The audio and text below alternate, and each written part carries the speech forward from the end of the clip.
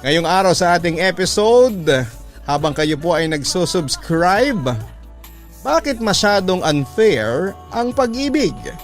Bakit sa mundong ito may lipunan tayo na nagdidikta kung sino ang dapat nating ibigin? Bakit ang mismong relihiyon pa ang minsang nagiging balakid sa dalawang taong nagmamahalan? Dear Papa Dudut, bago ko po simulan ang aking kwento ay hinihiling ko na sana ay itago nyo na lamang po ako sa pangalang Magda. Nais ko pong ilihim ninyo ang aking pagkakakilanlan dahil na rin po sa mapanghusgang mga tao at pwede itong ikasira ng tahimik ko ng buhay. Sabihin na nating nasa early 40s ako, isang volunteer social worker at isang relihiyosang Katoliko. Sa mga problemang dumarating sa aking buhay ay kasangga ko ang Panginoon at hindi niya ako nakakalimutan. Kahit na nasa panahon ako ng krisis sa buhay ay ginagabayan niya ako upang muling makabangon sa pagkakasadlak sa putik. Masaya ang buhay ko dati. Nabiyayaan kasi ako ng mabait at responsableng asawa na tawagin nyo na lamang bilang Piero. Siyang nagbigay sa akin ng kaginhawahan at hindi matawarang pagmamahal. Katulad ko ay isang volunteer social worker din si Piero. At hilig niya ang tumulong sa kapwa. Masaya na sana ang aming pagsasama bilang mag-asawa hanggang sa biglang may dumating na unos sa aming buhay. Taong 2009 nang manalasa ang bagyong Ondoy, kung saan ay maraming pamilya ang nasalanta. Kami ng asawa ko ay naglilingkod noon bilang volunteer sa isang non-government organization. Ginawa namin mag-asawang lahat para maiabot ang tulong sa mga biktima. At sa hindi ko inaasahan ay nakatakda pala akong makakilala ng isang taong magpapabago ng aking buhay. Magda, bago na pala ang parish priest natin sa simbahan natin. Kaka-ordain lang daw sa kanya. Father Jesus ang pangalan. Kwento sa akin ni Vivian, isang kaibigan at kapwa ko volunteer. Talaga? Ang tangi ko lamang nasabi noon. Hindi naman kasi ako interesado. Hindi nga nagtagal ay dumating noon ang isang truck ng relief goods na donation mula sa simbahan. Agad kong nakita ang aking asawa na siyang nagmaneho ng truck para makarating sa aming evacuation center. Sinalubong ko si Piero. Han, buti dumating ka na. Kanina ka pa naming hinihintay. Masaya akong sabi sa aking asawa. Nagmamadali na nga kami para maihatid ang mga relief goods dito sa evacuation center kaso bahana sa mga dinadaanan namin. Kaya natagalan kami, ang sabi naman ni Piero. Siya nga pala, kasama ko si Father Jesus, yung bago nating parish priest, dagdag pa niya. Nasaan siya? Tanong ko. Sa pagkakataong kasing yon, Papa Dudut, ay na-curious na ako sa Father Jesus na yon. Ayun teka, tatawagin ko siya. Father Jesus! Ang tawag ni Piero sa pare na noon ay lumabas na sa truck. Agad na lumapit ang pareng tinawag ng aking asawa.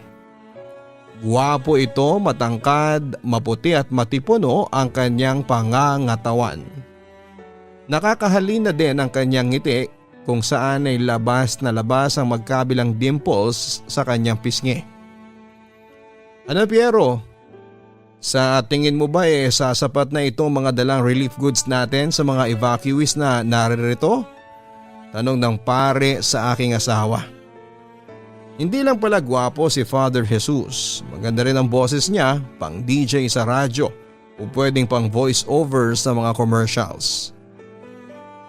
Siya nga pala Vivian, si Father Jesus, bago nating parish priest, ang wika ni Piero habang pinapakilala niya sa amin ang pare. Magalang naman kaming bumate ni Vivian sa pare Papa Dudut. Damang-dama ko naman ang kabanalan ni Father Jesus. Father Jesus, sina Vivian at asawa kong si Magda, mga volunteers din sila. Dagdag pa ni Piero habang kami naman ay pinakilala niya sa paring kasama. Nice to meet you all, ang wika ni Father Jesus habang nakatingin at nakangiti sa akin. Nakaramdam ako ng kakaibang kuryente sa aking buong katawan.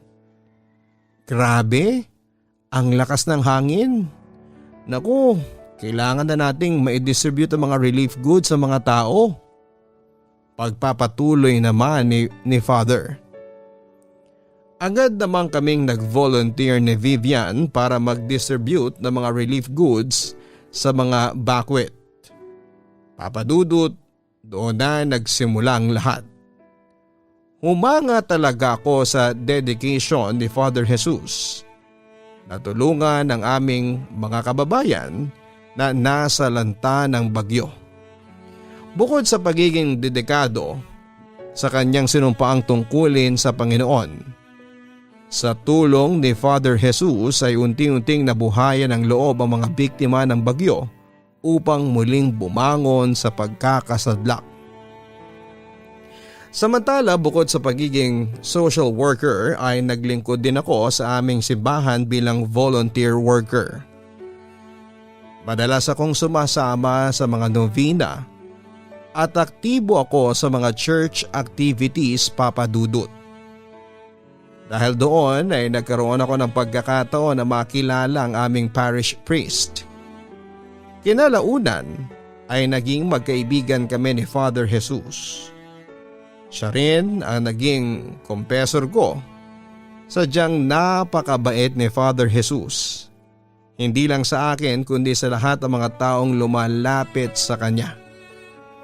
Kaya bilang pasasalamat sa dedication ni Father Jesus sa kanyang bukasyon, ay madalas siyang dalawin ng mga tao sa aming lugar upang bigyan siya ng mga regalo at isa na ako doon. Magandang umaga, Father Jesus. Ang bati ko sa pare nang minsang dumalaw ako sa simbahan para gampanan ang aking church duties. Bakit namumutla ka? Ayos ka lang ba? Tanong naman sa akin ni Father Jesus. Napansin niyang sigurong parang kinakabahan ako. Actually, hindi naman talaga kinakabahan, pero kapag nakikita ko ang pare ay bumibilis ang tibok ng aking puso. Okay lang po ako, Father.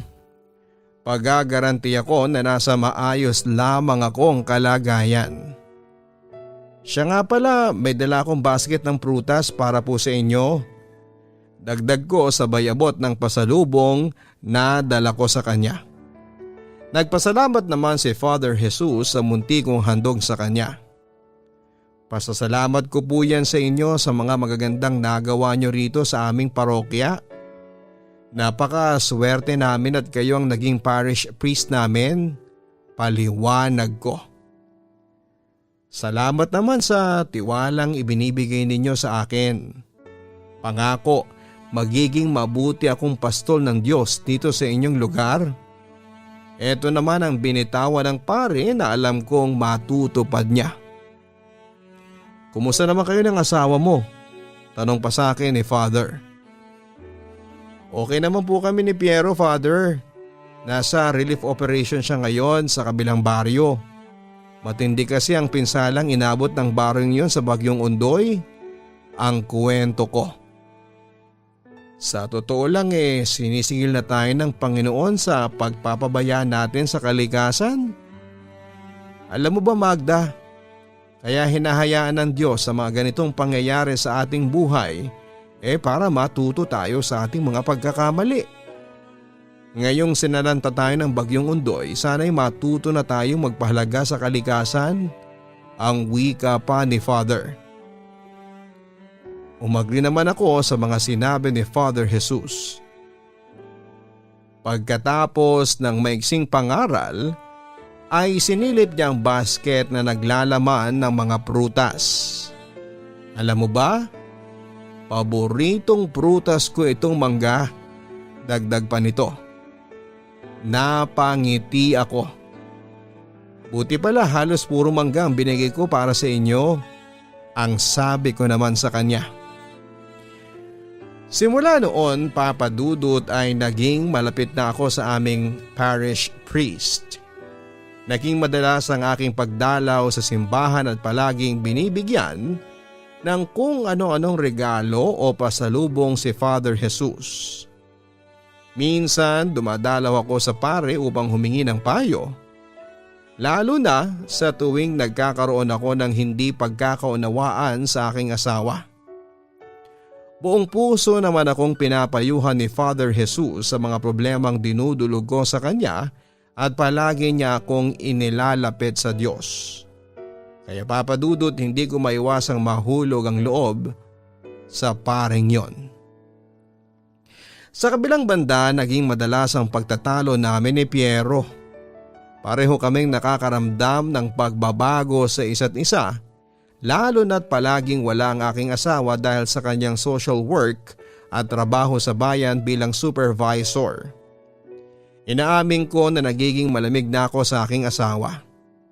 Nagpatuloy ang aming pagtatalo sa iba't ibang mga bagay hanggang sa umabot na ito sa sukdulan.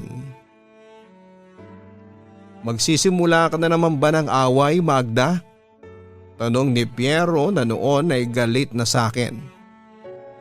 Hindi ko siya pinakinggan at sa halip ay namutawi ang selos at paghihinala. Sabihin mo sa akin, saan ka nagpunta kagabi? Pag-uusisa ko. Ilang beses kong sinabi sa inyo kina Tia Uring, doon ako nagpunta. At saka bakit ba ganyan ka? Kay liit-liit na bagay pinapalaki mo. At kailan ka ba naging selosa ha, Magda?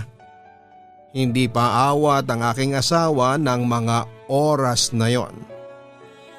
Gusto mong malaman kung bakit ako ganito? Pues sasabihin ko sa iyo. Nakita ka ni Vivian na kasama ang ex mong si Cecilia sa palengke kahapon. Sinabi niya sa akin na magka-holding hands pa kayo ni Cecilia na pumunta doon. Sagot ko. Totoo, Papa Dudut. Bago ang pagtatalong yon ay naikwento sa akin ng aking kaibigan na kasama nga daw ni Piero ang ex-girlfriend niya at sino ang hindi maaasar sa ganon. Nagpasama lang sa akin si Cecilia sa palengke. At saka may asawa na siya bukod sa wala na akong nararamdamang pagmamahal sa kanya. Kung ang tatanungin mo naman kung bakit kami magka-holding hands, Diyos ko, Magda. Alam mo namang may lika sa babaeng yon ang sprain sa paa. Kaya naman inalalayan ko lang siya. Pagpapaliwanag niya. So yun nga, inamin niyang kasama nga niya ang ex-girlfriend niya. At hindi talaga bumenta sa akin yung paliwanag niya kung bakit sila magka-holding hands. Bakit mo pa kasi kailangang samahan siya, Piero? Galit kong tanong sa aking asawa. Pwede mo naman siyang ipahatid kay JJ bakit ikaw pa? Anong gusto mong isipin ko? At saka kung si Vivian ang nalagyan ng mali siya, ang pag-holding hands ninyo ni Cecilia, lalo pa kaya ang ibang tao? Dagdag ko pa. Magda, mahal mo ba ako? Namutawi sa bibig ni Piero. Siyempre mahal kita. Kaya nga ako nagsiselos Sarkastiko kong sagot sa kanya. Nakita kong napabuntong hininga si Piero at medyo kumalma ang kanyang boses. Ganun pala bakit hindi ka nagtitiwala sa akin? Sa 10 taon nating bilang mag-asawa ni minsan hindi kita kinaliwa o niloko. Isipin mo naman sana yun, ang sabi niya sa akin. Pagkatapos ay tumalikod ito at iniwanan na akong mag-isa na nagsiselos pa rin. Papadudot, sa tuwing nagsiselos ako, gawi kong pumunta sa simbahan para kausapin at hinga ng payo si Father Jesus. Nakakatuwa lang dahil palaging naglalaan ng oras sa akin ng parang hinahangaan ko ng lubos. Magaling po siyang magpayo sa akin lalo na pagdating sa usapin ng pag-ibig at pag-aasawa. Pero ang hindi ko masabi sa kanya at matanggap sa aking sarili ay meron akong problema pagdating sa aking mga nararamdaman kung saan ay involved si Father Jesus. Samantala, naging madalas ang pagsisilbi ko sa simbahan. Ang totoo niyan, parang doon ako tumitira. Uuwi lamang ako kapag gabi na. Kadalasan ay nauuna pang umuwi ang aking asawa kesa sa akin. At isa yon sa pinagmumulan ng aming pagtatalo. Dati, pag akong umuuwi ng late nagagalit ka. Pag ikaw ang umuuwi ng gabi, wala kang iniiwang paliwanag sa akin? Paghihimutok naman ni Piero. Saan ka ba galing? Tanong pa niya sa akin. Sa simbahan, matipid kong sagot sa kanya. Hanggang anong oras bang bukas ng simbahan na yan at bakit inaabot ka ng gabi? Pag-uusisa pa ni Piero. Sa totoo lang, dapat ako pa nga magselo sa halip na ikaw eh. Dagdag pa niya na may halong pagsiselos ang boses. Bakit ka naman magsiselos?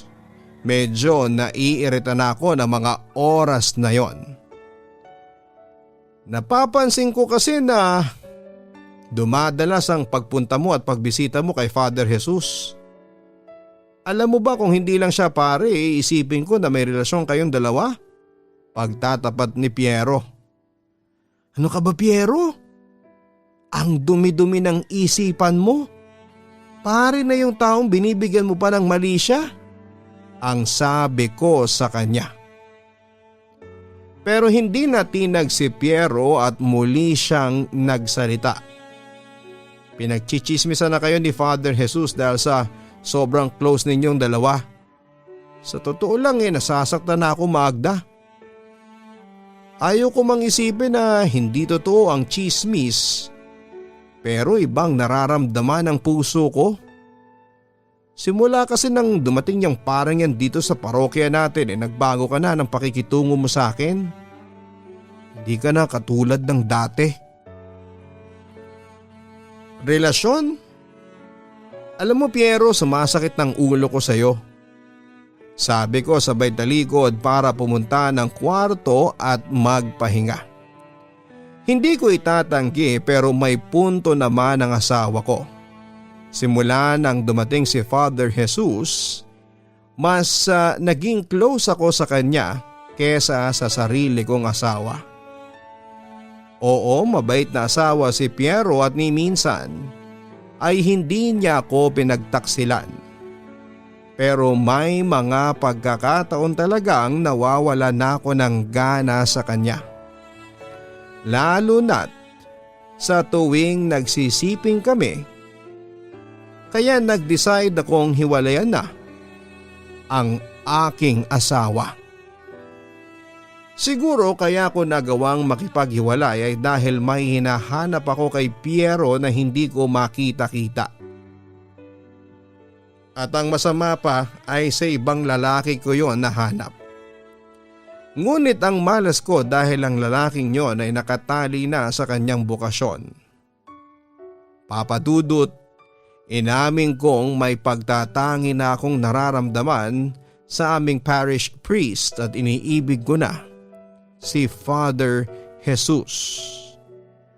Alam kong isang kabaliwang maituturing ang pag-ibig ko kay Father Jesus. Pero nang mga panahong yon ay wala akong pakialam sa anong magiging dulot ng aking nararamdamang pag-ibig sa isang pare.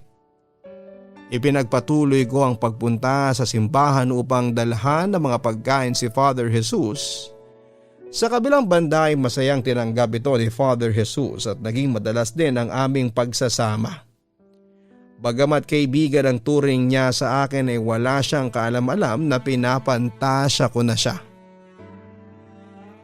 Oo, Papa Dudut. Dahil po sa sobrang closeness namin ay hindi maiwasang pagchismisan kami ng mga tao sa paligid. Bagamat noong una ay hindi ko lamang yon pinapansin, nang lumaon ay unti-unti na siyang nabahira ng skandalo. Hanggang sa isang araw sa kanyang kwarto sa simbahan ay masinsinan akong kinausap ng pare. Nababalitaan mo na ba yung mga chismis na kumakalat sa lugar natin? Yung chismis tungkol sa atin? Panimula ni Father Jesus. Tumango lamang ako bilang tugon. Alam ko na kasi ang kasunod noon. Tatapad na kita, Magda. Ayaw kong mabahira ng reputasyon ko at ng simbahang Katoliko dahil sa chismis na walang katotohanan. Magda, tigilan mo na ang madalas na paglapit sa akin. Alam ko na walang masama sa ginagawa mo pero may mga taong sadyang madudumi ang isipan at mapanghusga. Kung patuloy ka sa paglapit sa akin, iisipin ng tao na may relasyon tayo. Magda, may asawa ka at ayokong mabahira ng reputasyon mo. Alam kong isa kang mabuting tao at kaibigan, ngunit kailangan muna nating isakripisyo ang pagkakaibigang yon alang-alang sa atin. Sana maintindihan mo, ang sabi ng pare sa akin. Papa Dudut, aaminin kong nalungkot ako sa sinabi niyang yon. Hindi ko po maipaliwanag pero para bang tinutusok ng kutsilyo noon ang puso ko. Hanggang sa hindi ko na matiis pa ang lahat. Father Jesus, may ikukumpisal ako sa inyo. Mahal kita, pagtatapat ko sa kanya. Natigilan noon si Father Jesus. Tumingin siya sa mga mata ko. Naramdaman ko rin ang kirot sa puso niya at alam ko noong mga panahong yon na meron na rin siyang espesyal na nararamdaman para sa akin. Alam mo ba yung sinasabi mo, ha?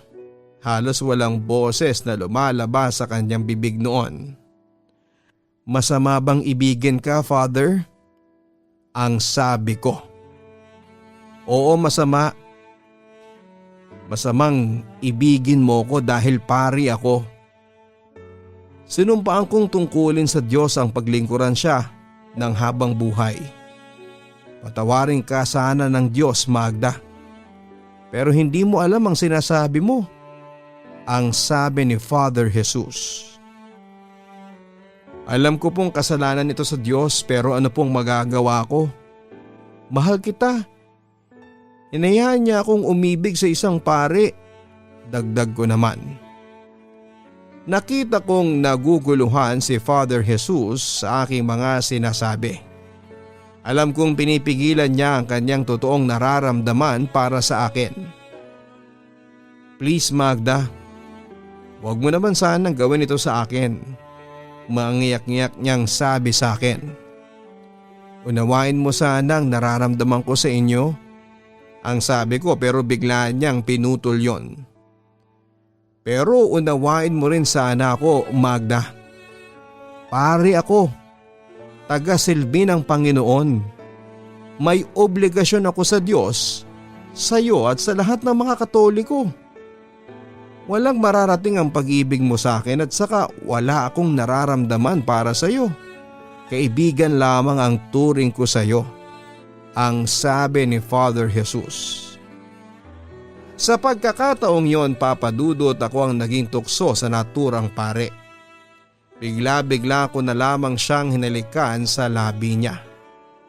Ang buong akala ko ay iiwas siya pero makalipas ng ilang saglit ay bumigay din ang pare at ibinigay niya sa akin ang malalambot niyang mga labi. Desperada na ako, Papa Dudut, at hindi ko na kayang itago noon ang nararamdaman ko para kay Father Jesus. On the other hand ay naramdaman ko rin na may pagtingin siya sa akin. Hindi lang niya maipagtapat dahil isa siyang pare. Itinuloy ko ang pagpunta sa simbahan upang dalawin si Father Jesus.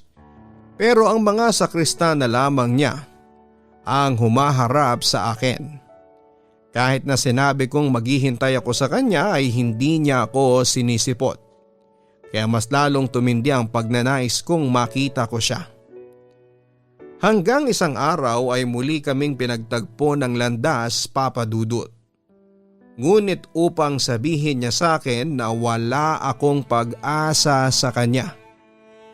Labis po akong nasakta noon, Papa Dudut, kaya sinubukan kong umalis ng lugar namin at pumunta ng bayan. Sa naiwang bahay ng aking mga magulang upang doon pansamantalang magpalipas ng sama ng loob kay Father Jesus. Ngunit sa halip na makalimutan ko si Father Jesus, ay lalong naging masidhi ang pag-iisip ko na makasama ko siya. Palagi siyang laman ng isipan ko at ng panaginip ko. Nakalimutan ko na nga kaagad si Piero dahil ang paring yon ang sumasakop na sa aking mundo ng pantasya. Kaya ginawa ko ang lahat upang mapabalik si Father Jesus sa aking piling. Isang araw ay hiningi ko ang number ni Father Jesus mula sa kanyang sakristan na kakilala ko. Nang makuha ko yon ay tinawagan ko ang pare kinagabihan. Hello? Narinig ko ang boses ni Father Jesus sa kabilang linya. Pero nang oras na yon ay parang nawalan ako ng lakas ng loob na sumagot kaya agad ko na lamang yong binaba. Papa Dudut, nagpatuloy pa rin po ako sa pagvo-volunteer work sa simbahan. Bagamat pansin ko talaga na iniiwasan ako ni Father Jesus. Siyempre nasasaktan po ako. Pero tinitiis ko na lamang ang sakit. Itatago ko ang kirot hanggat kaya ko. Akala ko makakaya ko yon pero nagkamali ako dahil pagdating ng gabi ay binuhos ko na lamang sa pag-iyak ang bawat hapdi sa aking puso na kinalaunan ay nauwi sa aking depression. Oo, ganun ko pala kamahal si Father Jesus. Masama man sa mata ng relihiyon, pero ano ang magagawa ko? Nagmahal lamang ako. Hindi ko naman ini-expect na sa maling tao pala ako mai-in-love ng ganito. Samantala sa gitna ng aking depression ay sinubukan ng aking asawang si Piero na bumalik sa aking buhay pero Papa Dudut, hindi ko yon pansin. Ginawa niya ang lahat para magkasama kami kaso hindi si Piero ang sagot sa aking mga problema. Kaya lahat ng efforts niya ay nabaliwala at nagpatuloy ako sa depression.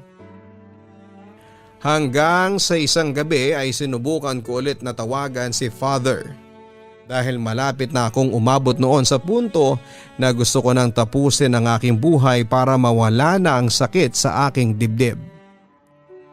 Hello? Tulad ng dati parang musika sa aking tenga ang boses ni Father. Naibsan ang kirot ng aking nararamdaman. Sino sila? Ano ang maitutulong ko? Muli kong narinig na sabi ni Father Jesus sa kabilang linya. Father Jesus, si Magda po ito. Pag-amin ko. Magda? Paano mo nalaman ang cellphone number ko? Nagtatakang tanong sa akin ng pare. Hindi na po mahalaga yon. Pumunta ka rito sa bahay, hihintayin kita. Ang sabi ko sa kanya. Sorry Magda pero Hindi ko na tinapos pa ang sasabihin niya dahil agad akong nagsalita. Kung hindi ka pupunta, Jesus, magpapakamatay ako. Natigilan si Father Jesus at narinig ko na napalunok siya sa kabilang linya. Alam kong hindi niya alam ang gagawin para malampasan ang mga pagsubok na yon na hatid ko sa kanya. Papa Dudut, at that point ay sobrang desperada na ako. Sa totoo lang ay hindi ko alam kung bakit ko ito nagagawa. Siguro ay nababaliw na ako noon nang dahil sa pag-ibig. Hindi ako nagbibiro, Father. Hihintayin kita hanggang sa 8:00 ng gabi dito sa bahay namin sa bayan. Kung hindi ka pupunta, maglalaslas ako ng pulso. Ang sabi ko sa kanya na para bang namba-blackmail. Naghintay ako sa kanyang kasagutan at 1 minuto ang lumipas pero hindi siya sumagot.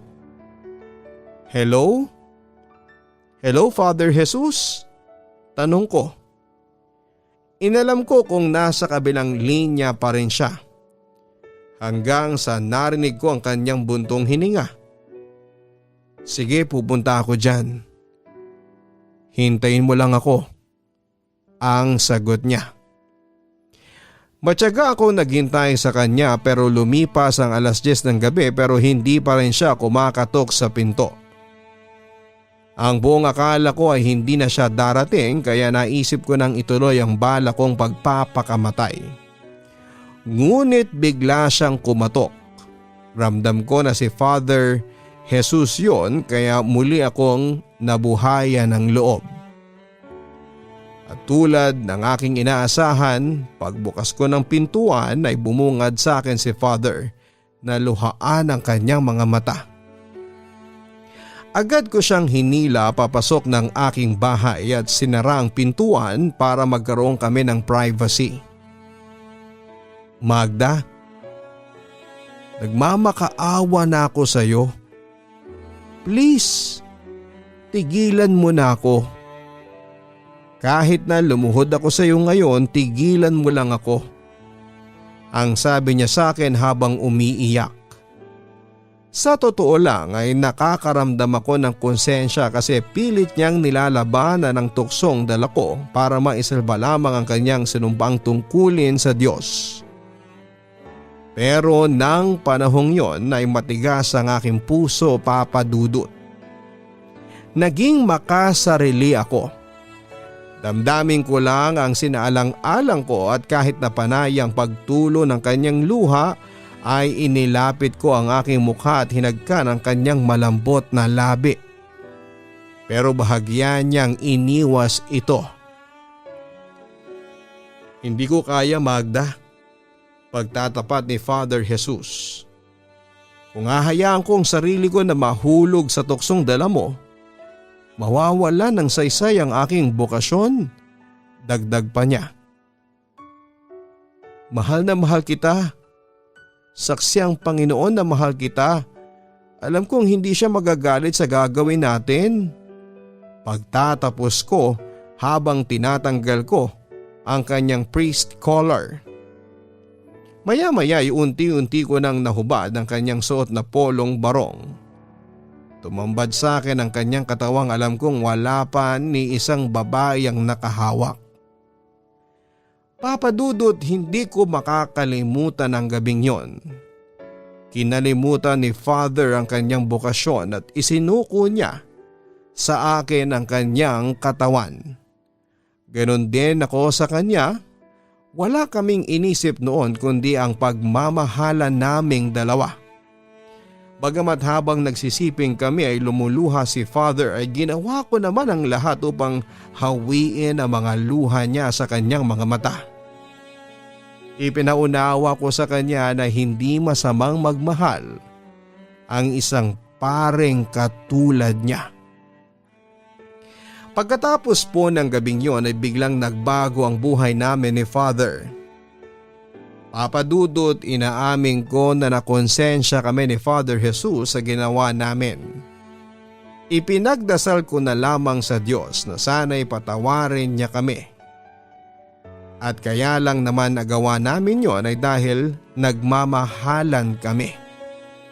Sa kabilang banda ay bumalik si Father Jesus sa simbahan bilang pare pero simula noon ay hindi na niya ako hinarapa. Nagkaroon na rin ng pagbabago sa pakikitungo niya sa akin. Madalas ay puro sekretarya o di kaya ay mga sakristan ang humaharap sa akin sa tuwing dinadalaw ko siya sa simbahan. Masakit sa akin yon, Papa Dudut, ang talikuran ka ng lalaking mahal mo. Mas lalo pa akong nasaktan nang magsimulang makaramdam ako ng kakaiba sa aking katawan. Papa Dudut, na pag-alamang kong buntis ako at si Father ang ama.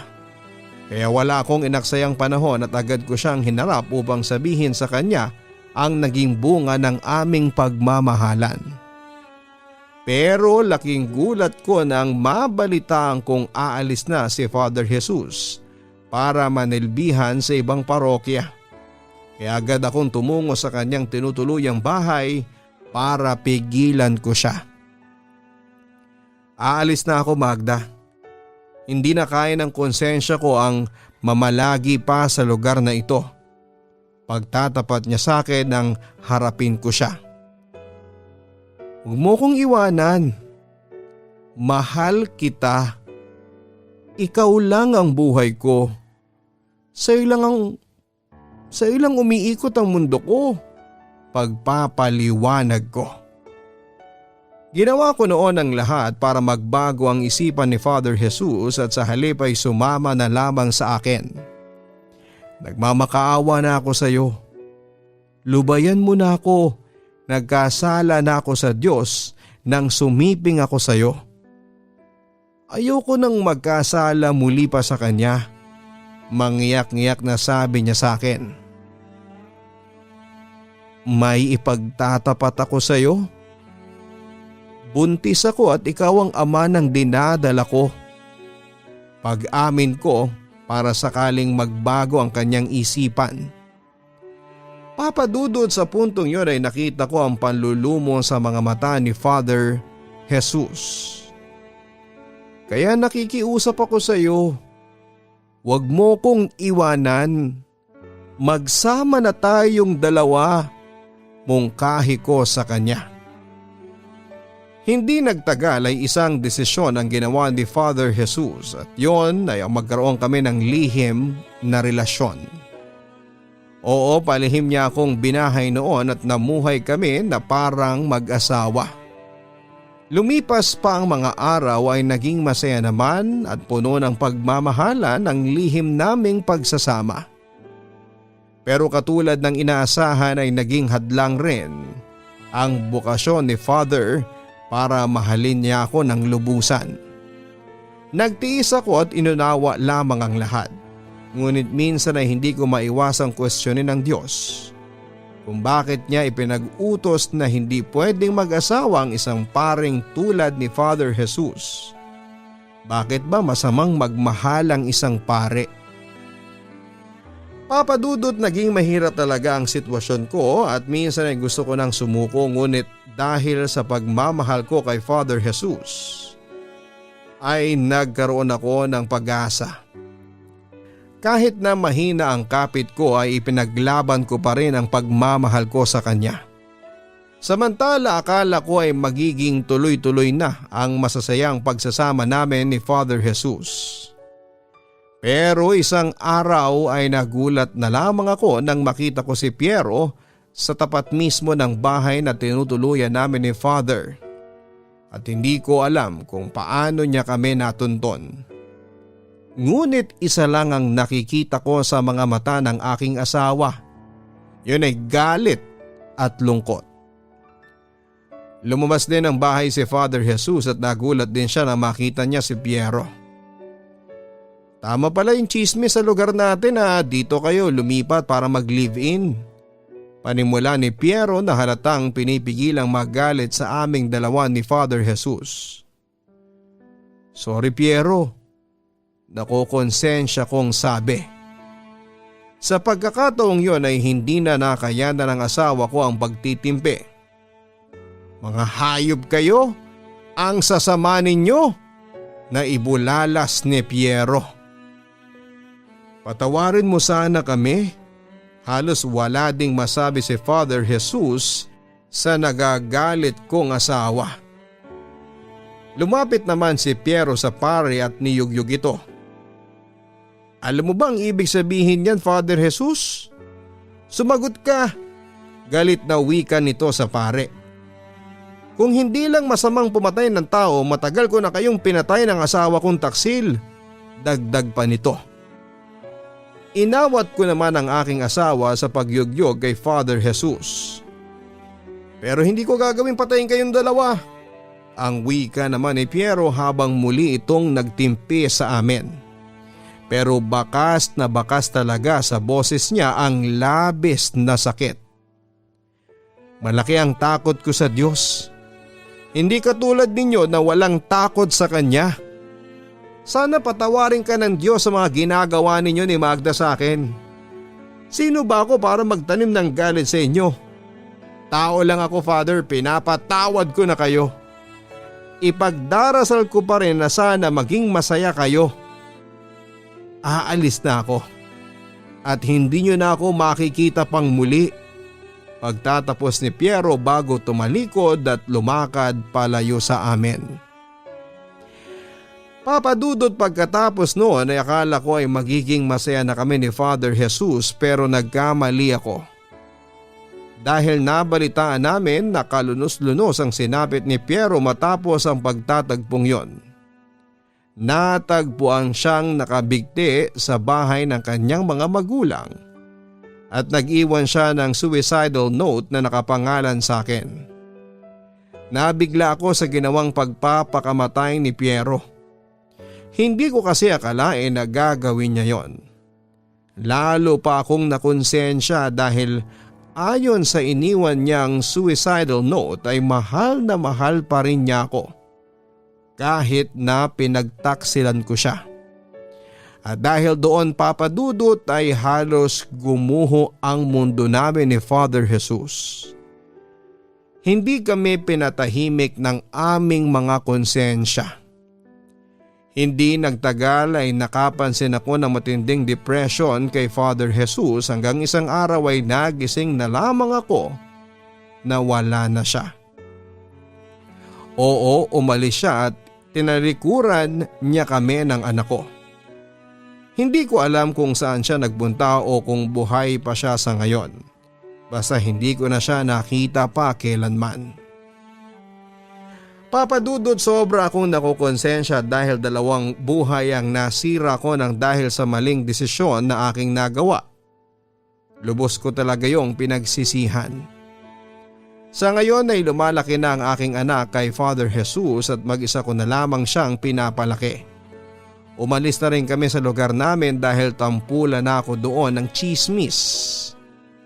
Dito na ako ngayon sa Maynila naninirahan at ipinagpapatuloy ko ang aking pagiging social worker. Papadudot kaya po ako sumulat sa inyo dahil hanggang ngayon ay binabagabag pa rin po ako ng aking konsensya. Wala na kasi akong taong mahinga ng payo.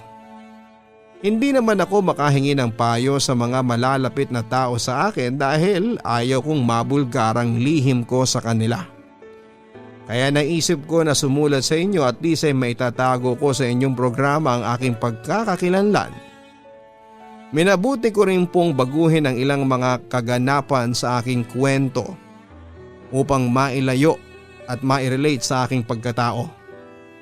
Papadudot umaasa ako na mabigyan mo ako ng payo sa aking problema sa buhay. Papadudot, maraming salamat po sa pagbabasa ng aking liham.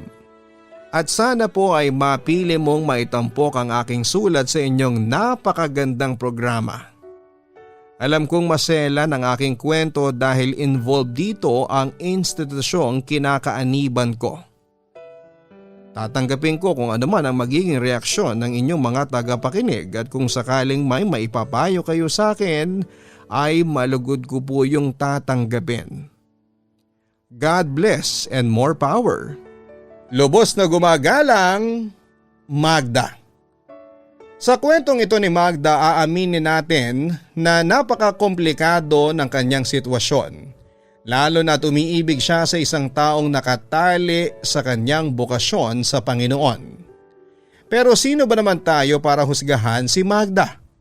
Nagawa lamang niya yon dahil sa labis na pagmamahal.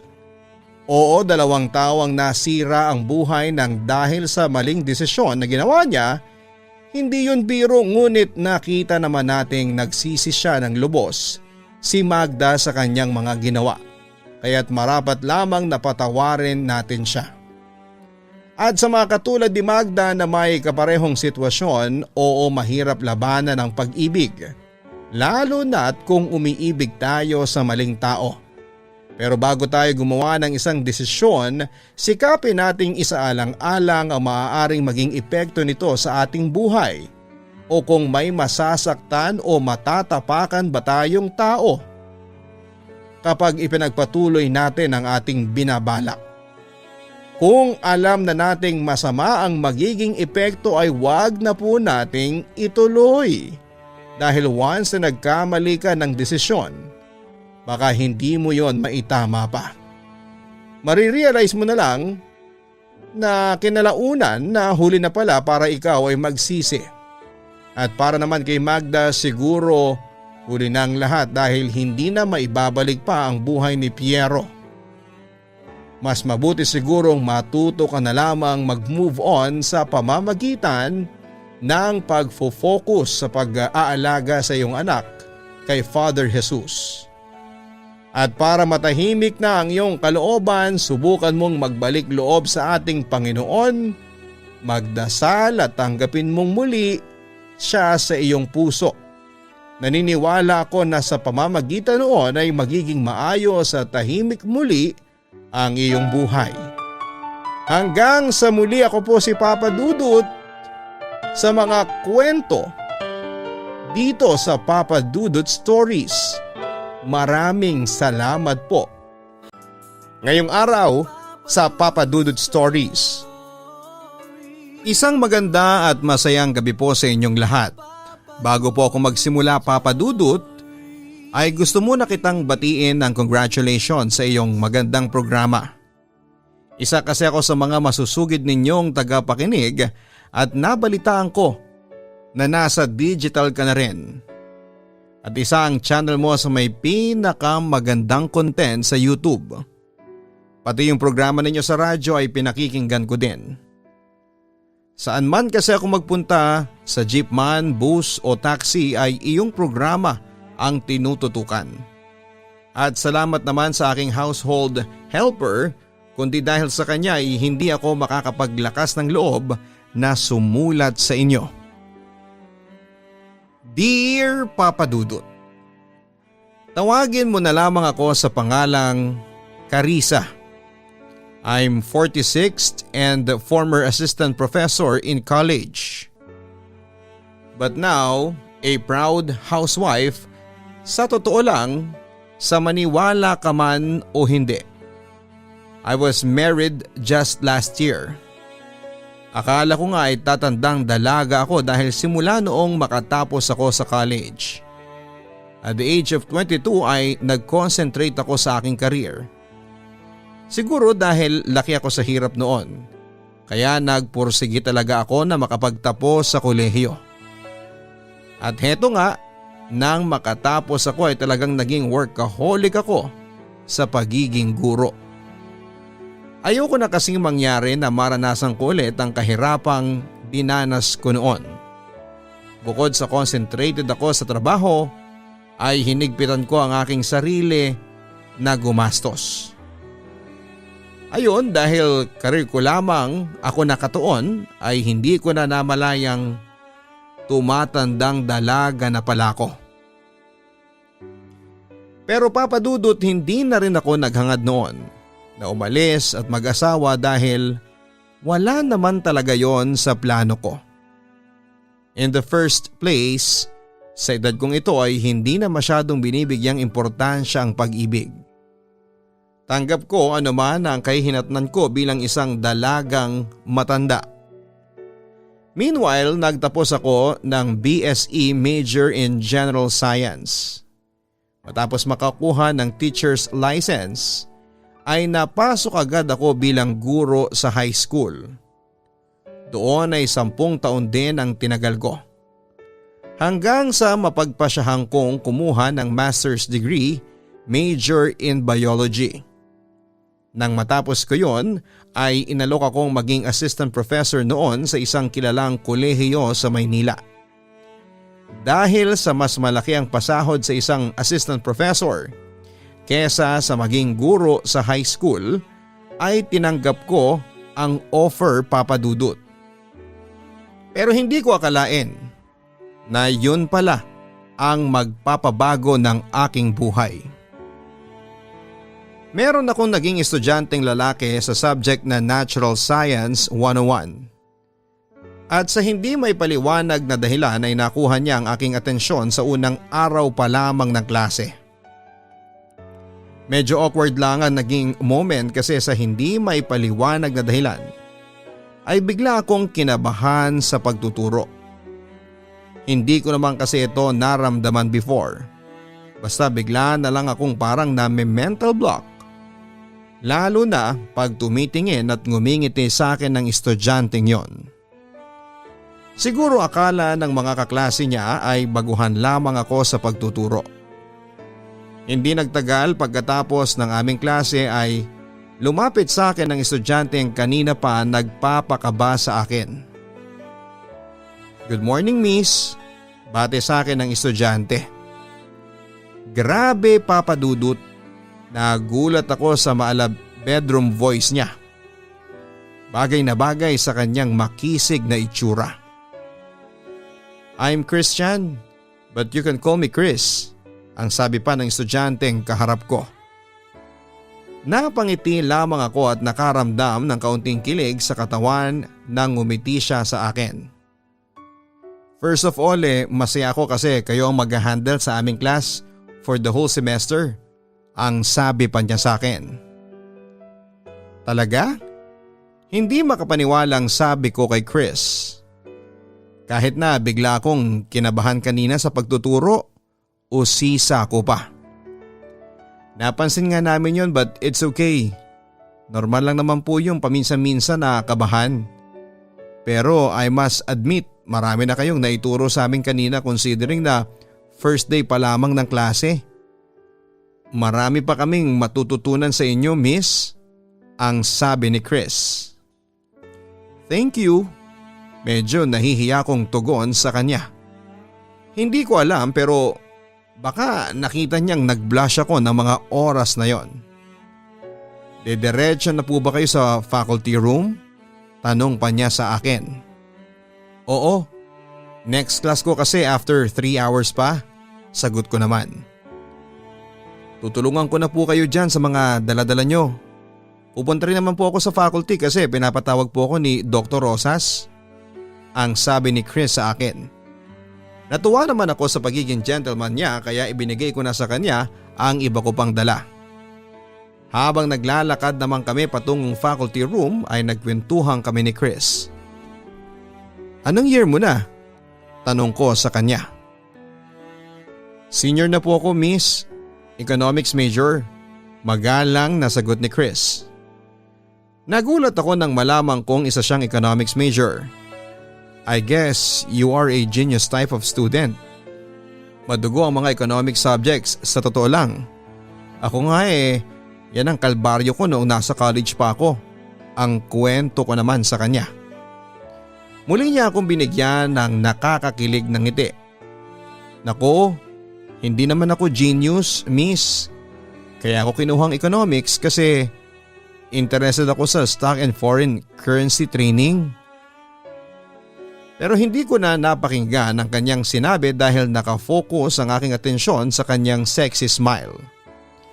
Yun siguro ang ginamit ni Chris para makuha agad ang loob ko. If I were to describe Chris the first time I saw him, he's a kind of head turner. Ibang-iba talaga ang karisma at appeal niya. Bukod sa likas na gwapo siya, is a gym buff yet nerdy looking guy. dahil siguro sa suot-suot niyang eyeglasses na mukhang minanapayata niya sa kanyang mga kaninu-ninuan. Ngunit kahit na may pagka-nerd looking siya ay maraming babae pa rin na nagkakagusto sa kanya. But as I noticed, hindi siya ang tipong lalaking babaero. Stick to one, ika nga.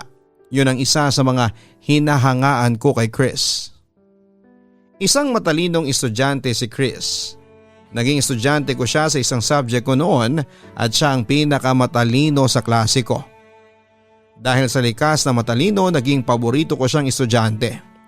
Siya rin ang pinagkakatiwalaan ko sa mga pag-check ng test papers, quizzes at mga homeworks. Malugod naman niyang ginagawa yon bukod sa mga schoolworks. Madalas din akong ayain ni Chris na kumain ng sabay sa loob ng kantin o di kaya sa kalapit na fast food chain. Sa totoo lang, Papa Dudut, mas gusto kong kasama si Chris habang kumakain kesa sa mga kapwa ko professors. Walang ginawa kundi ang magchismisan lang.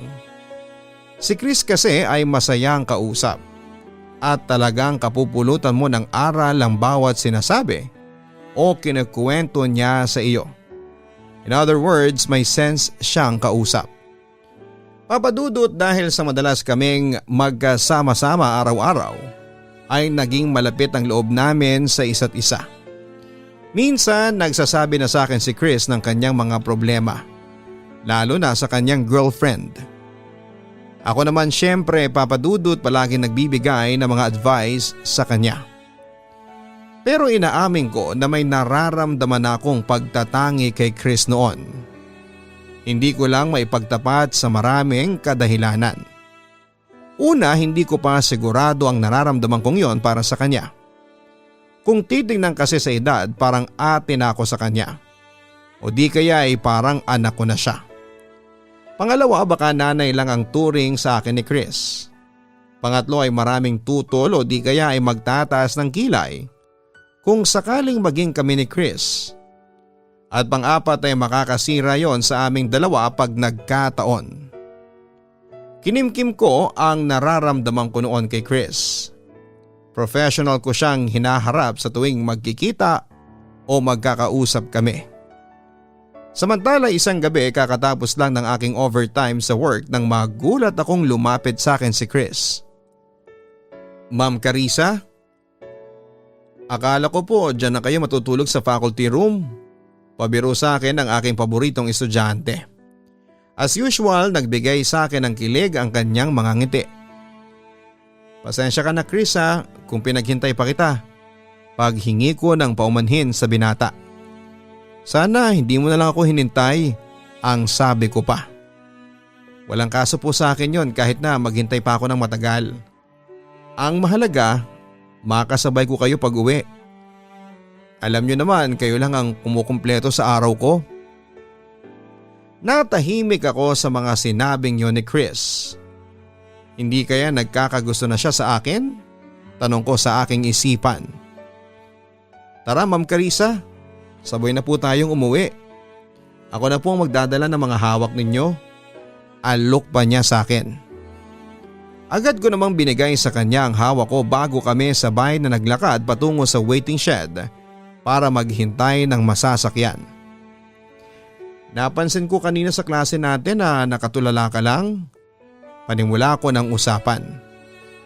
May problema ka ba sa subject? Meron ka bang hindi naiintindihan sa lesson natin? Tanong ko pa. Naiintindihan ko naman yung lesson natin, sagot naman ni Chris. Yun nga lang natutulala ako minsan kasi ang ganda nyo, Ma'am Carissa. Naku, nang bola ka pa ha? Anong gusto mong grade? Natatawa ang sabi ko sa kanya. Walang halong biro, maganda kayo, ang sabi ni Chris. Napangiti ako sa mga sinabi niyo ng aking estudyante. Hay nako Chris, pinapahaba mo ang buhok ko. Kung maganda ako, hindi na dapat ako single sa edad na 43? Nakita ko na sumeryoso ang mukha ni Chris. Baka naman miss, hindi pa dumarating ang right guy na nakatakda sa inyo, sagot niya. Right guy? Perfect man? Kahit tagal kong hinintay yon nung bata-bata pa ako pero ni minsan, hindi yun nagpakita sa akin. Hindi na ako maasa pang makikita ko ang right guy ko. Matanda na ako at saka wala na rin akong panahon sa love life kasi sa dami ng trabaho ko. Lalo na ang pag-aasikaso ko sa dissertation. Hinihintay ko na lang ang awa ng Diyos. Reply ko lamang kay Chris. Huwag kayong magsalita ng ganyan. Masarap ang umibig. Malay nyo yung lalaking kapalaran ninyo nasa tabi-tabi lang. Naghihintay na mapansin nyo.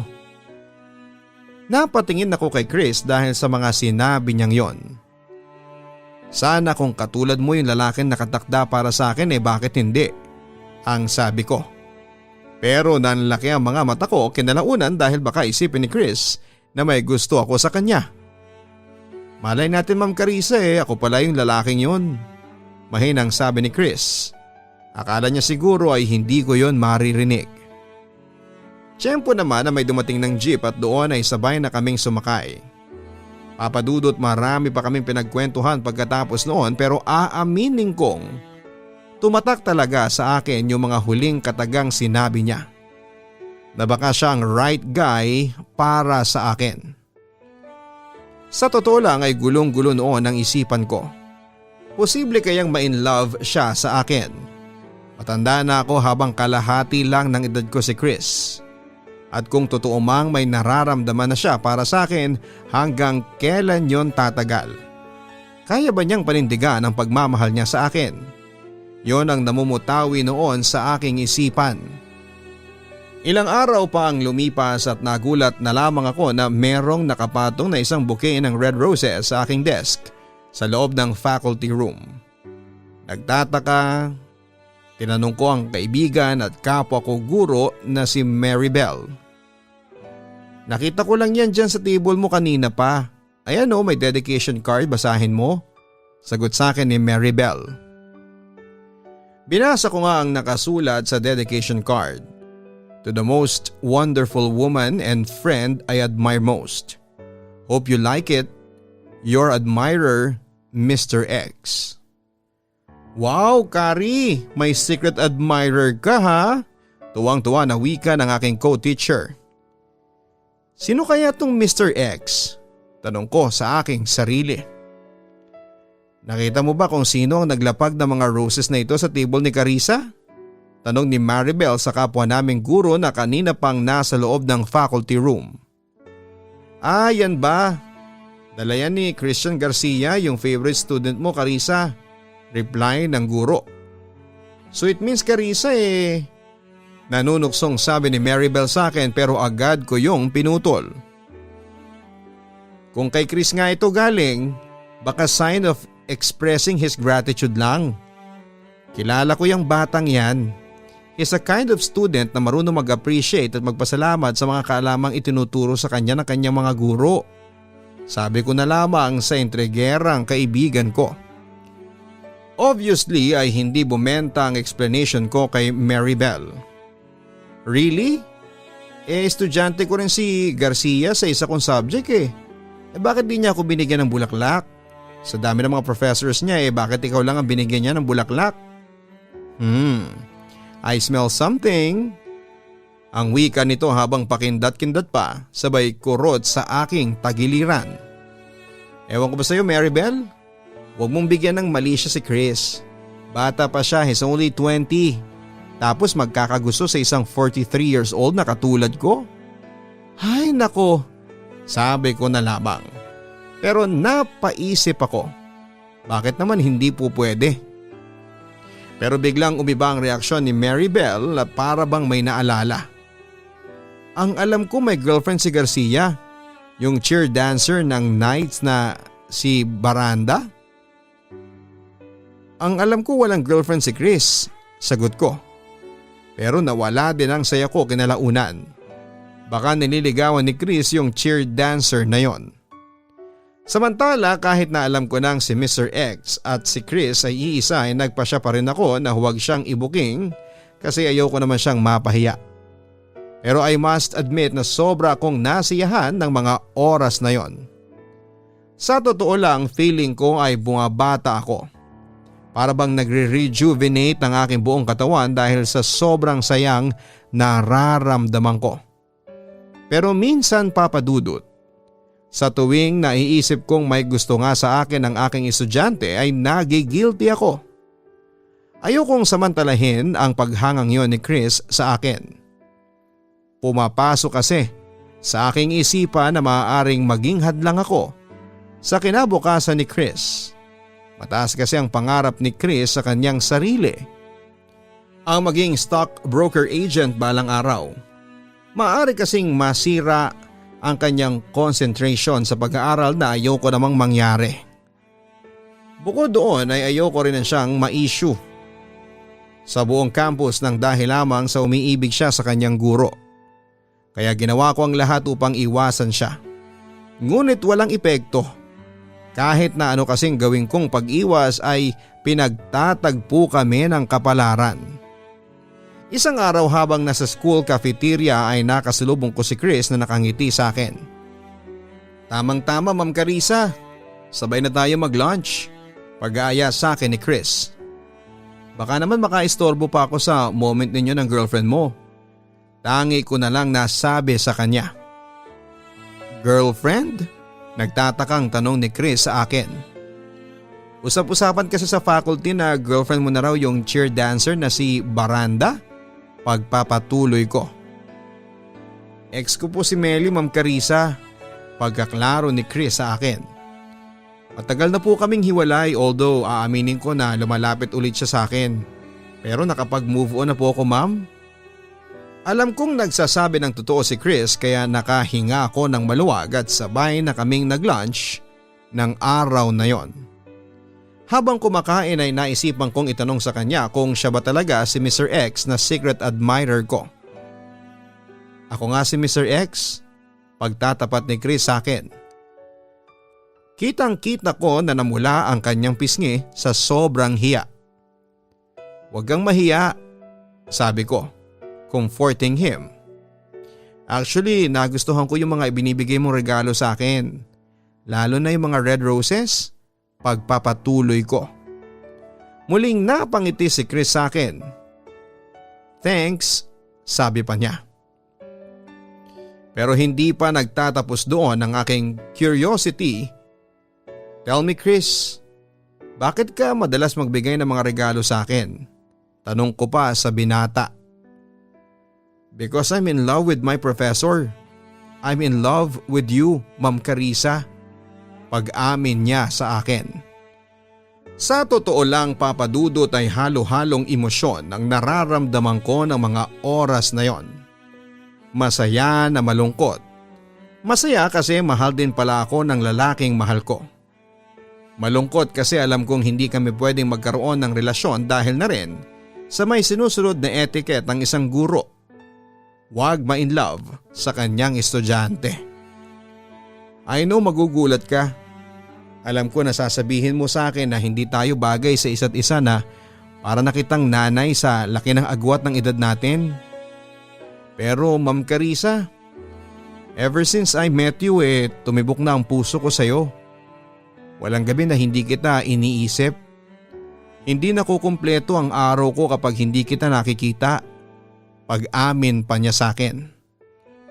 Chris, nasasabi mo lang yan kasi bata ka pa, ang sabi ko sa kanya. Pero mukhang desidido si Chris na ipaglaban niya ang kanyang nararamdaman para sa akin. Bata? I'm already 20 years old. I'm mature enough to love. I don't care sa 23 years age gap na edad natin. Because I know na hindi hadlang ang edad para ibigin ang taong mahal mo. Pero hindi ka ba nangangamba sa mga sasabihin ng iba tungkol sa atin pag nagkataon? Hinawakan ni Chris ang aking kanang kamay at nakita ko rin sa mga mata niya ang sincerity. Wala akong pakialam sa mga sasabihin ng iba, Ma'am Carissa.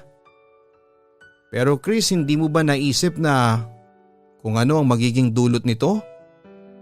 Pwedeng ikasira ng career ko at ng kinabukasan mo ang magiging relasyon natin. Wika ko na may halong pangamba.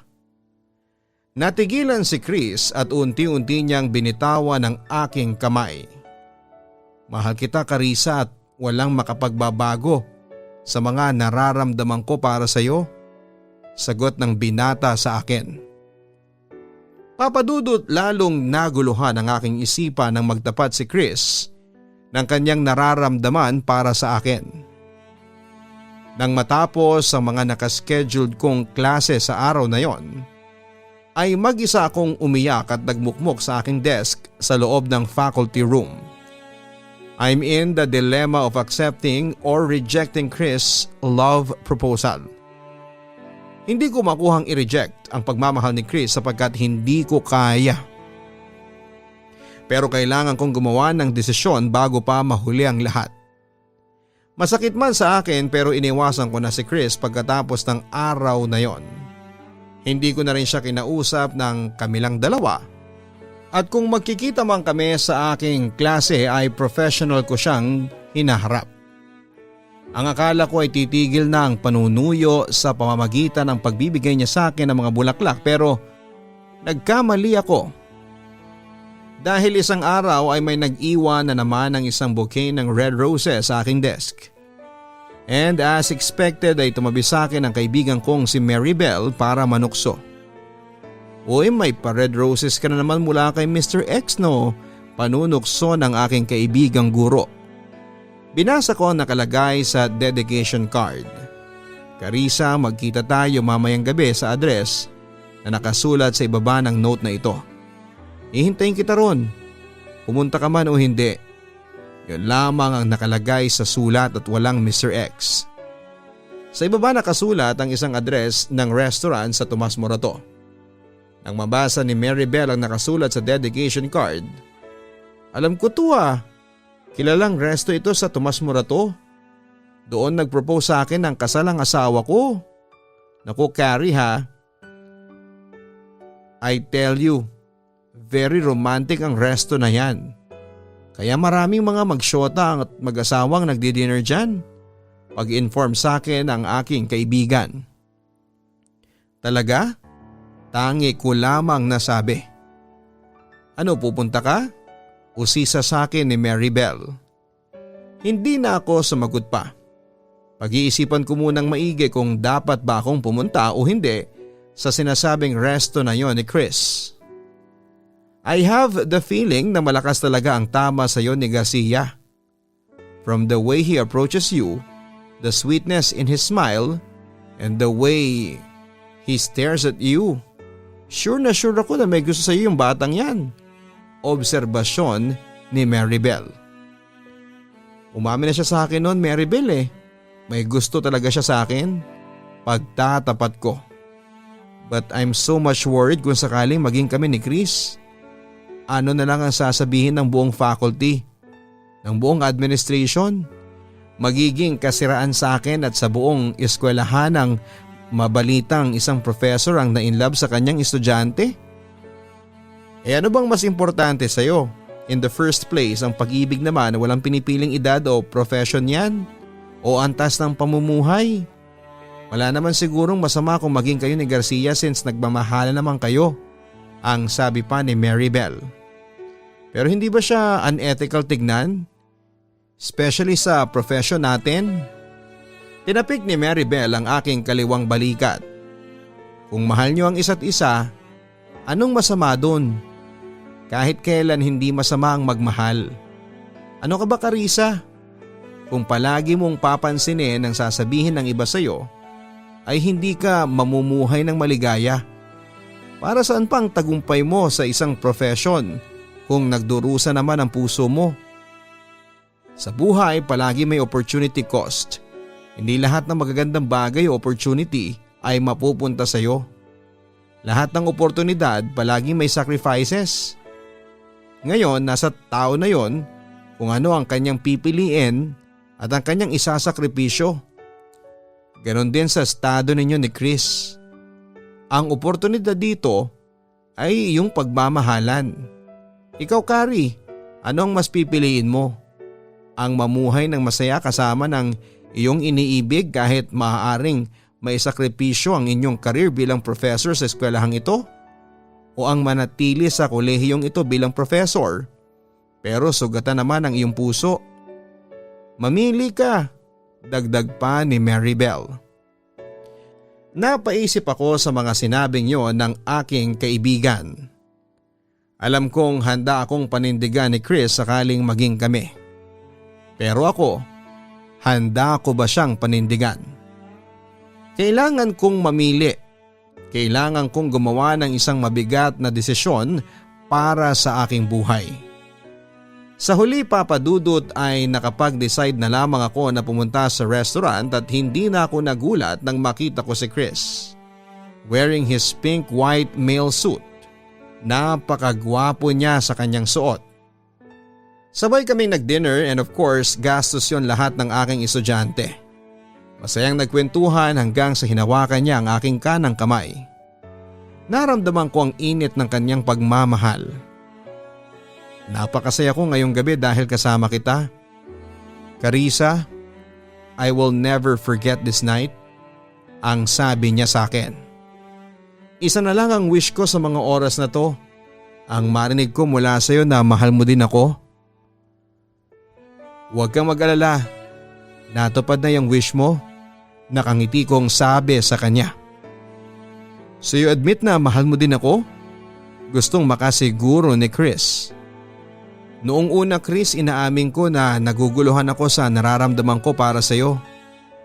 Pero habang tumatagal, it made me realize na mahal nga kita. Every day, every night, palaging ikaw ang laman ng puso ko. Pag-amin ko sa lalaking kaharap ko. Sakali bang maging tayo, papayag ba ang mga magulang mo? Tanong ko. Alam na nila ang tungkol sa atin at sa agwat ng ating edad. Sa katunayan, buong suporta nila sa akin. Basta kung saan daw ako masaya, doon sila. Sagot ni Chris at lihim akong natuwa sa aking mga narinig. At least nabawasan ang aming magiging problema. Hanggang saan mo ko kayang mahalin, Chris? Usisa ko pa sa kanya. Pero sa pagkakataong to, natawa lamang si Chris. Para ka ng investigador ah. Pagkatapos ay biglang sumeryoso ulit ang kanyang ekspresyon. My love for you is everlasting. Carissa, I tell you, handa akong ibigay lahat pati na ang kaluluwa ko. Mapatunayan ko lang sa iyo na mahal kita. Cheesy as it sounds, pero ramdam kong totoo ang sinasabing yun ni Chris sa akin, Papa Dudut. Hindi ko na napigilan ang sarili ko na mahalin nga si Chris. Noong mga panahong yon ay inihanda ko na ang aking sarili sa anumang kahinatnan ng pag-iibigan namin. Isinara ko ang tenga ko noon sa mga chismis tungkol sa amin ni Chris. Hindi nga nagtagal ay nagpasya kaming mag-live-in ni Chris. Bagamat hindi yon ang nasa plano ni Chris ay ako na rin ang nagmungkahi at pumayag siya. Umupa kaming dalawa ng isang maliit na kwarto at doon kami nagsama na parang tunay na mag-asawa.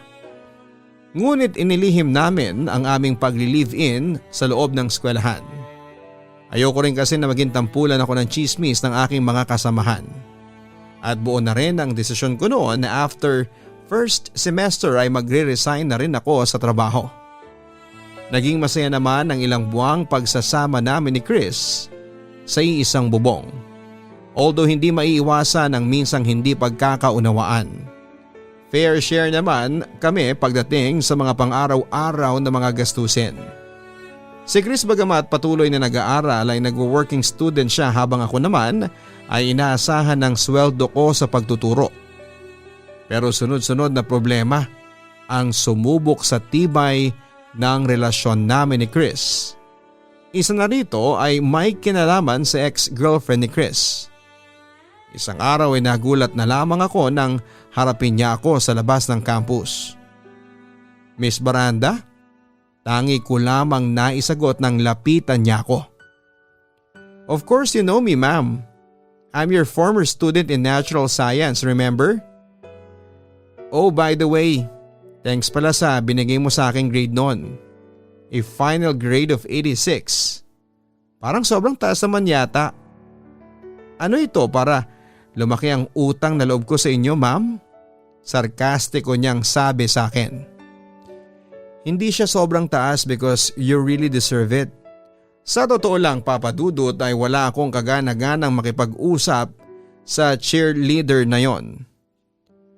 By the way, Ma'am Carissa, kumusta na pala kayo ng aking ex-boyfriend na si Christian? I'm sure ilang beses yun na siyang nakatabi sa kama since nag-live-in na kayo.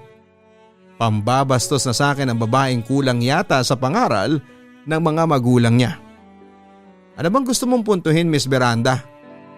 Hindi ko gusto yung mga pananalita mo. Sorry but I have to go. May klase pa ako. Galit na sabi ko sa kanya. Finally ay lumabas din ang pakay ng malditang cheer dancer sa akin. Mga agaw ka, Ma'am Carissa, na ibulalas ng ex ni Chris. Paano ko naging mga agaw samantalang matagal na kayong tapos ni Chris? Sigaw ko naman sa kanya. Ikaw? Ikaw ang ipinagpalit sa akin ni Chris? For God's sake, isang malanding matandang matrona ang pinagpalit sa akin. Bakit? Magkano bang binabayad mo kay Chris para may makasiping ka tuwing gabi? Sa pagkakataong yun ay nasampal ko ng malakas ang ex ni Chris. And as expected ay gumanti rin siya ng sampal sa akin. Pagkatapos noon ay naging malaking eksena na yon sa labas ng aming campus. Kinagabihan ay nabalitaan ni Chris ang nangyari sa amin ng ex niya. I'm so sorry, hindi kita naipagtanggol kay Melly. Nasa recollection ako kanina, ang sabi niya sa akin habang kino-comfort ako. Nag-resign na ako kanina bilang professor. Pagtatapat ko. Oo, yung eksena kanina sa labas ng campus ay nagdulot sa akin para mawala ng trabaho bilang guro sa kolehiyo. Si Chris? Yan ang isa sa mga epekto ng pagmamahal mo sa akin. Pagpapatuloy ko. Mangiyak-ngiyak ako na mga oras na yon, Papa Dudut. Oo Chris, ikaw ang sinisisi ko, ikaw ang may kasalanan nito. Kundi dahil sa iyo walang iskandalong magaganap. Kung hindi dahil sa iyo hindi ako malalagay sa kahihiyan. Alam kong nasaktan si Chris sa aking mga nasabi. Pero mas nasaktan ako dahil nawalan ako ng trabaho. I'm sorry, malungkot na wika ni Chris. Pagkatapos ay hinagkan niya ako sa noo bago tumayo at tumungo sa aming kwarto para matulog. Kinaumagahan ay nagpa siya akong umalis na ng bahay habang mahimbing na natutulog si Chris. Oo Papa Dudut, nagdesisyon ako noon na hiwalayan na ang lalaking pinakamamahal ko. Yun na siguro ang pinakamasakit na desisyong nagawa ko. Hindi ko man gustuhin pero kailangan ko nang hiwalayan si Chris. Nasisira na ang kanyang pag-aaral at reputasyon sa loob ng eskwelahan ng dahil lamang sa akin. Kahit na masakit ay pinilit kong magpakalayo-layo. Inimpake ko ang lahat ng mga gamit ko sa kwartong inupahan namin ni Chris at umalis ako ng walang paalam. Simula noon ay wala na akong naging balita pa kay Chris. 2 taon matapos ako mag-resign sa kolehiyong pinapasukan ni Chris ay namasukan ako bilang instructor sa isang vocational school sa Bulacan. Doon ay sinikap kong makalimot ngunit hindi ko kinaya. Kahit na anong gawin ko, parating si Chris ang nasa isipan ko. Pinilit kong ibaling ang atensyon ko sa trabaho ngunit hindi ko kinaya. Hanggang sa huli ay nag-resign na lamang ako sa trabaho at nagbalik ako ng Maynila. Papadudot pagbalik ko ng Maynila ay nakita ko ang aking kaibigang si Mary Bell. Nabalitaan ko sa kanya na nag-resign na rin siya sa kolehiyong pinapasukan namin. Ibinahagi rin niya sa akin na balak niyang maging teacher sa Panama. Naging interesado ako at nagbaka sakaling magpunta ng Panama at doon ko makalimutan ng tuluyan si Chris. Kaya agad kong inasikaso ang lahat ng kailangang mga requirements papunta sa Panama. Hanggang isang araw ay hindi ko inaasahan na isang reunion ang magaganap. Carissa, ikaw ba yan? Narinig ko ang isang pamilyar na boses ng isang lalaki. Sa paglingon ko, si Chris pala. Natuwa ako dahil kung pagbabasehan ng business attire na kanyang suot ay mukhang natupad na ang kanyang mga pangarap. Hanip ang business attire mo ha? Siguro ay mayamang-mayamang ka na. Impressed na sabi ko sa kanya. Medyo yumaman na. Lalo na at magdadalawang taon na ako nagtatrabaho dito. Walang halong pagmamayabang pero madaling kumita sa stock market. Pagtatapat ni Chris sa akin. Buti ka pa, mukhang masaya ka na sa buhay mo. Medyo nalulungkot kong sabi. I can't afford of losing you again, Carissa. Narinig kong bulong ni Chris sa akin. Napatingin ako sa kanyang mga mata. Nakakalungkot at may bahid ng pangungulila yon. Carissa, hindi mo ba ako tatanungin kung ano ang nangyari sa akin nung iniwan mo ko 2 years ago? Seryosong tanong niya sa akin. Ano bang nangyari sa'yo? Curious na tanong ko. That day was the worst day of my life.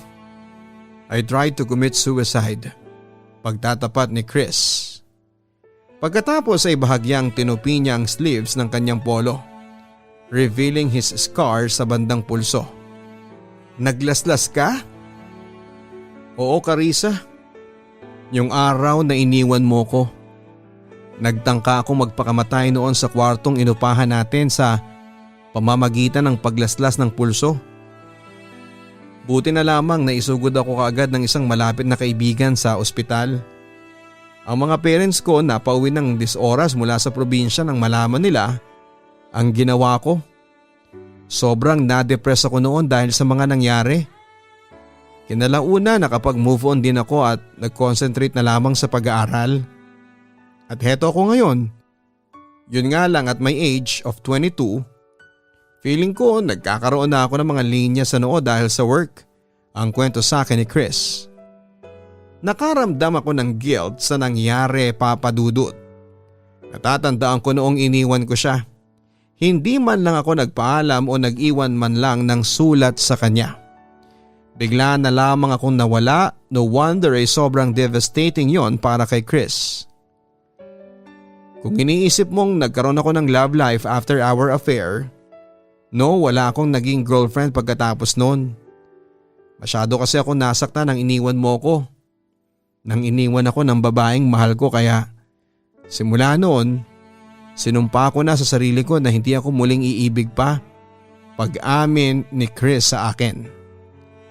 I'm sorry Chris, mangiyak-ngiyak kong sabi. Sising-sisi ako na mga oras na yon, Papa Dudut. Yes, sinumpa kong hindi na ako muling iibig pa unless babalikan ako ng babaeng nagpasakit sa puso ko noon. I love you Carissa.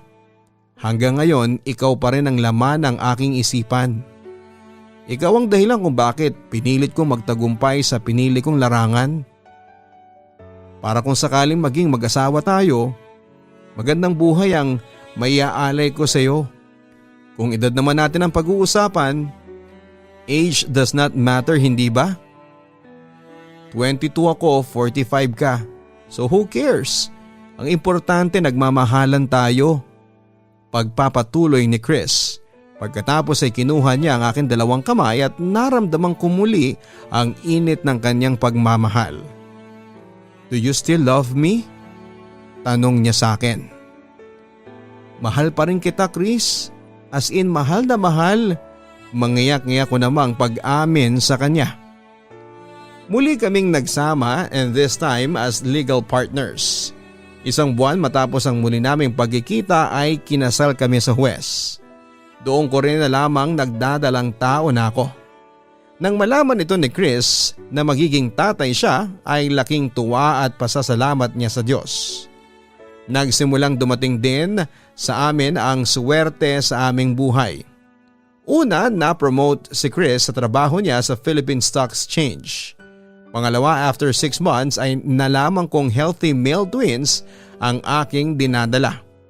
Pangatlo ay nakabili kami ng magandang bahay dito sa Quezon City. At pang-apat, natupad din ang pangarap ni Chris na maging stockholder ng isa sa mga pinakamalaking kumpanya sa Pilipinas. Sa ngayon Papa Dudut ay isa akong devoted housewife. Inaabangan ko na rin ang pagluwal ko sa kambal namin ni Chris. At kapag natapos na ang pandemic ay balak naming mag-travel sa ibang bansa. Sa ngayon ay wala na akong hihilingin pa sapagkat natupad na ang aking mga pangarap sa buhay. Ang makasama ang lalaking pinakamamahal ko. Muli ay nagpapasalamat ako sa inyo Papa Dudut at sa inyong programa sa pagkakataong ibinigay ninyo sa amin para maibahagi ang aming storya ng pag-ibig. At sana'y kapulutan ninyo ng aral ang aming storya. Sa mga listeners mo ay palagi ninyong tatandaan na ipaglaban ninyo ang inyong pag-ibig dahil ito lamang ang magdudulot sa inyo ng purong kaligayahan. Age doesn't matter when it comes to love. Lubos na nagpapasalamat, Carissa. Nakakatuwang marinig na nauwi rin sa happy ending ang pagmamahalan ni Carissa at si Chris. Totoo talagang walang pinipiling edad pagdating sa pag-ibig. Bagamat may ilan sa inyo ang may reservations pagdating sa pag-iibigan ng isang teacher at ng kanyang estudyante, naiintindihan po natin yon. Pero ito lamang ang masasabi natin, walang masama sa kanilang pag-iibigan. Nagkataon lamang na umibig sila at the wrong place and at the wrong time. Pero nakita naman natin sa huli na sila pa rin ang tinakda ng tadhana. Congratulations sa inyo Carissa at kay Chris na way patuloy na maging masaya ang inyong pamilya. Bago po tayo magtapos ay mag-iiwan lamang ako sa inyo ng isang napakagandang quote. When you truly love someone, age doesn't matter. Whether it's 2 years, 5 years, 10 years, 15 years, or 30 years. Because love is love. Hanggang sa muli, ako po si Papa Dudut. Maraming salamat po.